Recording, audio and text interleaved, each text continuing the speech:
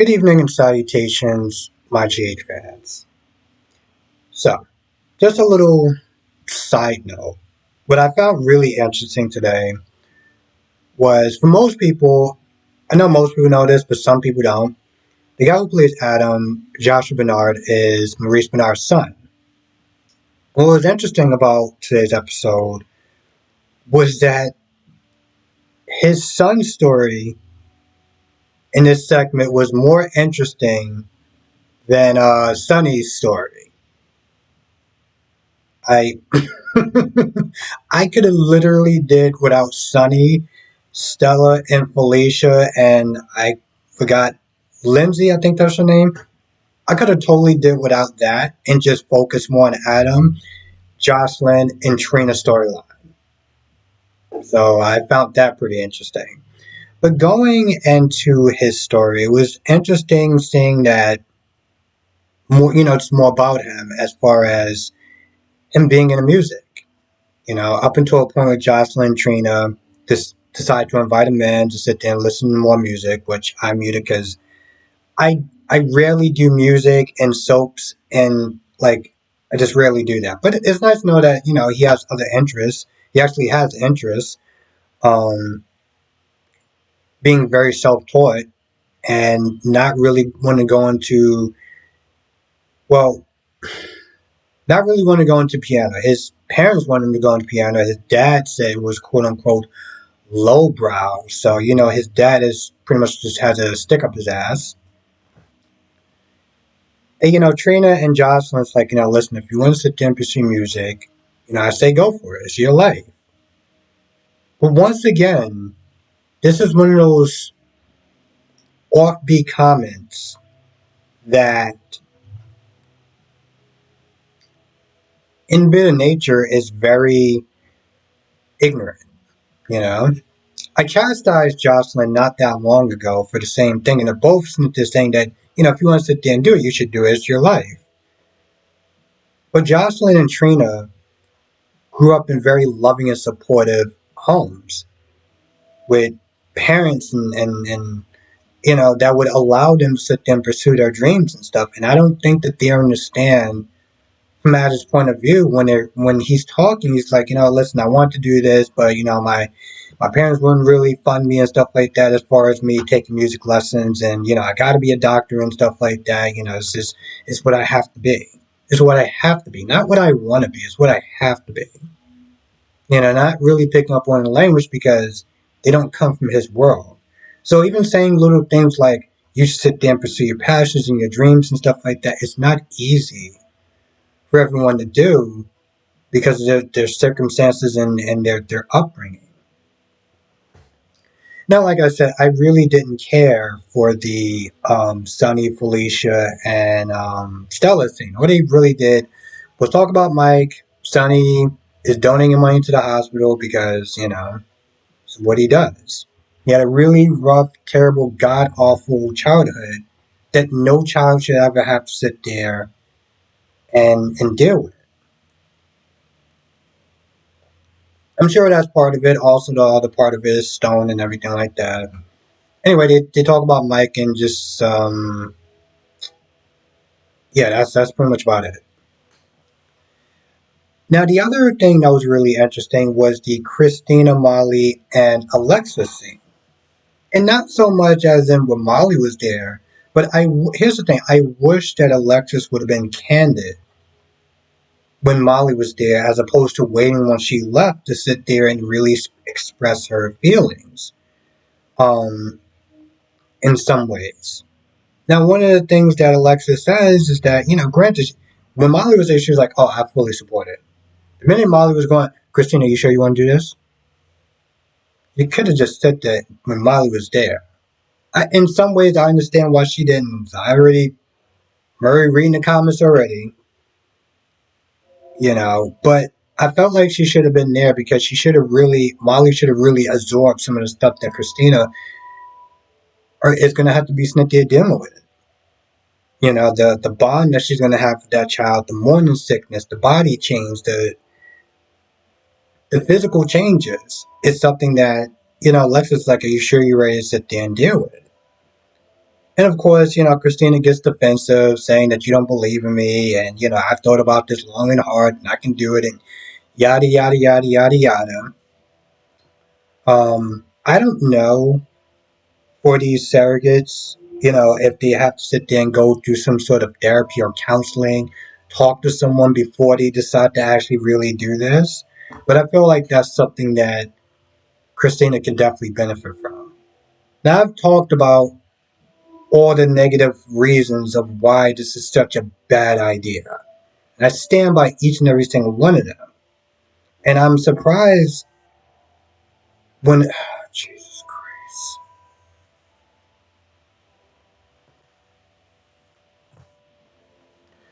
I'm surprised that Alexis didn't bring up the fact that what happens when you bond with this child and you have to give him up or you have to give her up. How are you going to do that? You know, that's something that Christina didn't think of, but I would expect Molly to sit there and think of.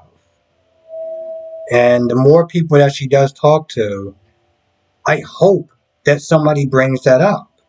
You know, one of the things that Dolomedic said was that they don't really advise first time women to become surrogates because they're going to most likely get attached to the child the more it grows inside of them up until when they give birth. And I know that they do have a good amount of hours up into changing their minds. That's usually a lot of times that does wind up happening. So I guess we'll see.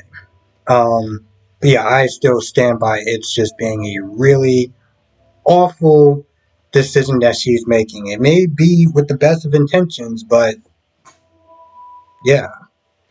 Now, Dante and Sam are pretty much just given exposition to everything that he wound up doing from the time that he got to the bank. From the time that he got to the safety, from the time he got to the locker to the time that he went to the bank. And the only thing that he wound up keeping was the wallet. Not the pictures inside the wallet, because that would have probably made some sort of sense, but the wallet itself. Don't really understand why he took the wallet, but Sam was able to Sam noticed numbers. I think 21 numbers inside of the wallet. That was pretty much the extent of their scene. Yay, exposition. Ava.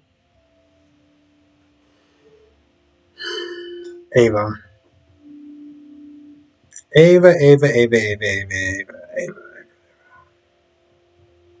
We're doing it again. We're doing it again, ladies and gentlemen. You would think that this woman would learn the first time of not looping in something. Now she gets another picture, right? She gets another picture and another note saying, don't tell anyone. Nina comes in and Nina finds out what's going on. And Nina's like, you need to call the cops. You need to tell the cops. And of course, Ava's like, I can't do that because, I'll be the prime suspect. Now, she does bring up Nick as far as being a possible subject, and there's thinking that he could have killed Austin and set up Ava because they had a toxic relationship. Um, so she goes through all the different reasons of why they were toxic, and how she was glad to be out of it, and all this other stuff. And then she leaves. And then Nina leaves, and Ava, goes to the drawer because she got that weapon just in case things go down. But this is the second time that she gotten something from this person, from this mysterious person, and she's not going to Sunny. Now, I think that in the previews, Carly find out. Carly's like, I'm not going to tell Sunny, but you need to. And I can't wait for her explanation on why she has not told Sunny at this point, because I'm going to be honest, this is stupid. This is acidine. This makes no sense. And by the time that Sunny finds out and she comes up with some sort of reason of why, When Sonny gives her the certain level of smoke that he rightfully deserves to give her, okay, well maybe not rightfully, but when he does give her smoke, I'm gonna be there for it. Um, yeah, I'm just gonna be there for it. Once was already bad enough. Two, there's no excuse for it. I feel like, oh, whoa, whoa, whoa, whoa, that's not it. I thought that was it. That's not it. I totally forgot about the other somewhat forgettable scene with Brendan and Carly. Brendan just being a creep in a lot of senses. Asking, well, pretty much kind of inviting himself to be with Carly and her daughter. Hey, let's go get some hot chocolate. It'll be on me. And at first, I thought Carly was gonna be like, nah, I'm good, because the guy did ask you out. You said no, right? Okay, cool. Now he's not there asking you to have some hot chocolate. I know it seems innocent, right? But in general, if somebody sits there and says no, and then you ask them, hey, you want to sit there and just get some hot chocolate and just kind of talk, we usually don't tend to backslide and be like, oh, sure, it's fine. Because then you give people like that false hope. Anyway, Carly talks about herself, really. The things she likes, the things she doesn't like, what she fights for, the fact that she's not a Karen and stuff like that. Just little things about her that we already know. Some of the stuff we could sit there and say might have been downplaying some stuff as far as her being kind of bratty and stuff. She wasn't just bratty, she was a little bit more than bratty. She did things because she was a very selfish person. She's not as selfish now like she was then, but I mean, let's not sit there and try to.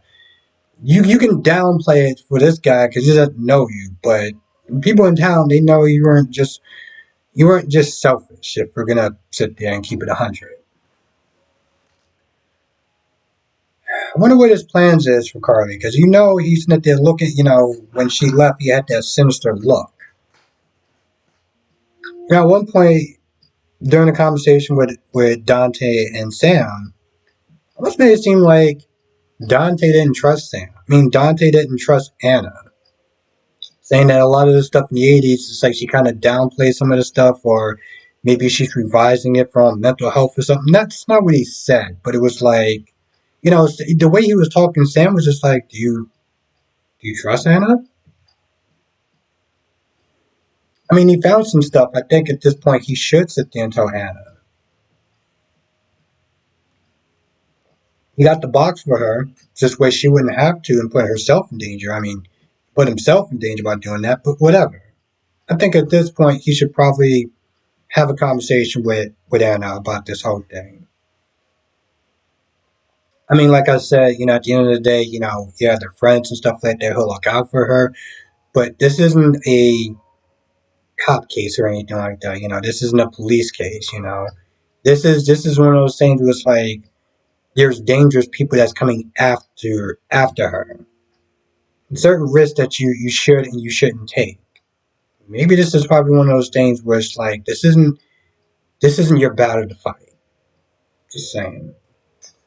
Anyway, I feel like there might be a little bit more, but I can't really think of it at the time. So, if I missed anything, come to the live stream tonight. 8 p.m. Eastern, 5 p.m. Pacific. We'll sit there and talk about all the shows. General Hospital, Days of Our Lives, Born the Beautiful, and Young and the Restless. Also, become a member. If you're not a member, do exclusive videos for members. There's something new I'm actually sneaking doing, where there's some videos that it's just going to be exclusive for members. Then there's some videos that I'm going to put out for members first. Um, and then after a couple of days, I'll put it out to pretty much everyone else. So, you'll get first access to my thoughts on certain um, topics and stuff like that, either being soap opera related or just non soap opera related. But also exclusive live streams and monthly member shout outs that I do once a month, every month, to sit there and just give a huge gratitude and thank you to the channel members that are supporting the channel. Um, Anyway, can't think of anything else. So with that being said, I'm going to go. I'll see you in the next video.